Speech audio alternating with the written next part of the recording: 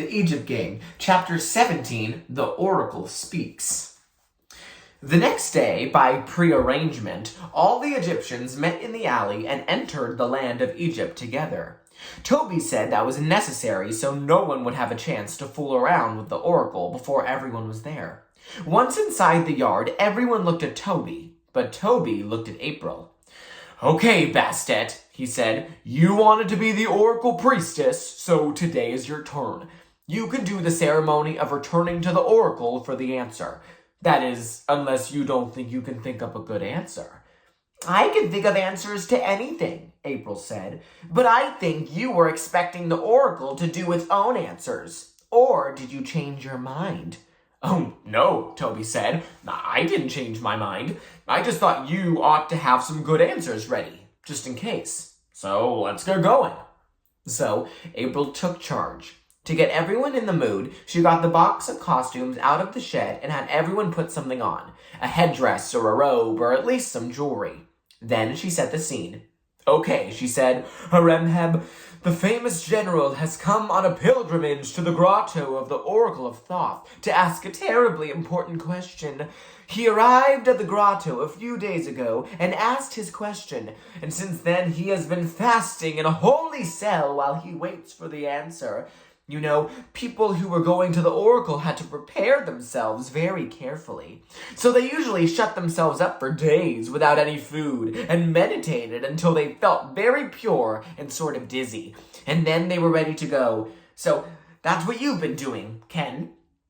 Ken looked self-conscious, and Melanie made a funny, smothered sound. April was careful not to catch her eye. She knew that Melanie was trying not to laugh at the idea of solid old Ken being pure and dizzy. April hurried on. "The rest of us are priests and attendants of the oracle, and I am the high priestess who is the only one who can go into the altar room where the oracle gives out the answers." Next, April had everyone help make some twisted paper logs to burn in the sacred fire bowl, and then she lined them all up for a procession to the grotto. Ken was in the middle in the place of honor, and April demonstrated to him how he should walk, with his hands crossed over his chest and his eyes sort of rolled up. April herself led the procession, and when they had gone twice around the yard, she lined everyone up on the edge of the temple. Then she approached the altar alone. First, she lit up the candles and the incense and the sacred fire, and put the fire bowl on the floor in front of the altar. On the altar, Thoth still sat with the slip of paper in his beak, exactly as they'd left him the night before. April bowed low before him and started in on an elaborate ceremony, using some of the old things they had done before and some new ones she just thought up.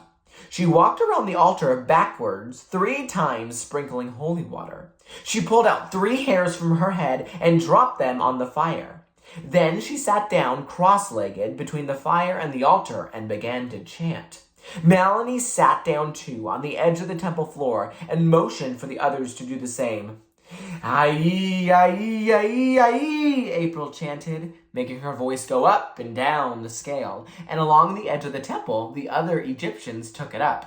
When the wailing chant was going strong, April suddenly cried, "Stop! The mighty Thoth has heard us! The oracle has spoken!" Very slowly and dramatically, with her eyes half closed and her face smothered into a dreamlike calmness, April raised her arms above her head and with both hands took the message from the beak of Thoth. Very, very slowly, she brought it down to eye level and unfolded it. She read it carefully and then turned it over and read the other side. Her calmly regal high priestess expression faded, and she frowned as she read each side again. Then she stood up and stomped out of the temple. The rest of the Egyptians jumped up. "Wow, okay," April said. "Who's the wise guy?" "Wise guy? What's the matter? What does it say?" Everyone was talking at once. "What did you write on this paper yesterday?" April asked Ken. "What was your question?" Ken shrugged. "Oh, I don't know," he said. "Just some dumb stuff about if I was going to be a star in the big leagues someday." April held out a slip of paper, and everybody crowded around to look. In Ken's large, neat handwriting, it said, "Will I be a league star someday?" "Yeah, that's it," Ken said. "That's what I wrote."